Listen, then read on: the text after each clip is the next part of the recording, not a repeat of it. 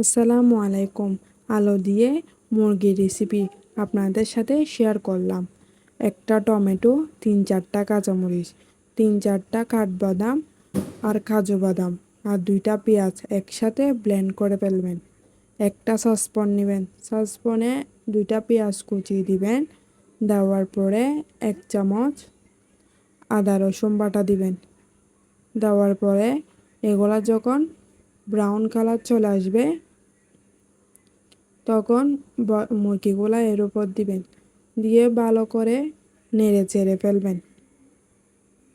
নাড়াচাড়ার পরে 1 চামচ হলুদের গুঁড়া, 2 চামচ ধনিয়ার গুঁড়া, 1 চামচ গরম মশলা, 3 চামচ লাল মরিচের গুঁড়া দিয়ে ভালো করে নেড়ে চেড়ে কষায় ফেলবেন।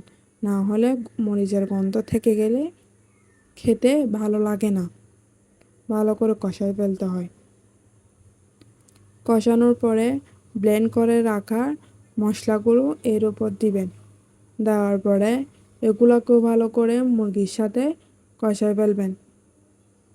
কষা ফেলার পরে যখন দেখবেন যে মশলা থেকে তেলগুলো ছেড়ে দিছে, সামান্য পরিমাপ পানি ও সামান্য পরিমাপ লবণ দিবেন। লবণ দেওয়ার পরে আলুগুলো দিবেন। এই মুরগিটা সিদ্ধ হতে বেশিক্ষণ সময় লাগে না, কিন্তু আলুটা একটু সিদ্ধ হইতে সময় লাগে।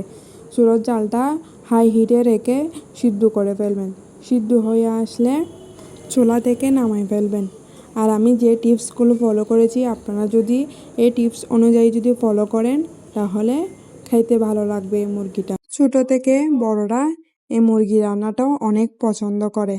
এই রান্নাটা গরম ভাতের সাথে পরিবেশন করলে খেতে অনেক ভালো লাগে। আল্লাহ হাফেজ। সবাই ভালো থাকিয়েন, সুস্থ থাকিয়েন আর আমাদের জন্য দোয়া করিয়েন।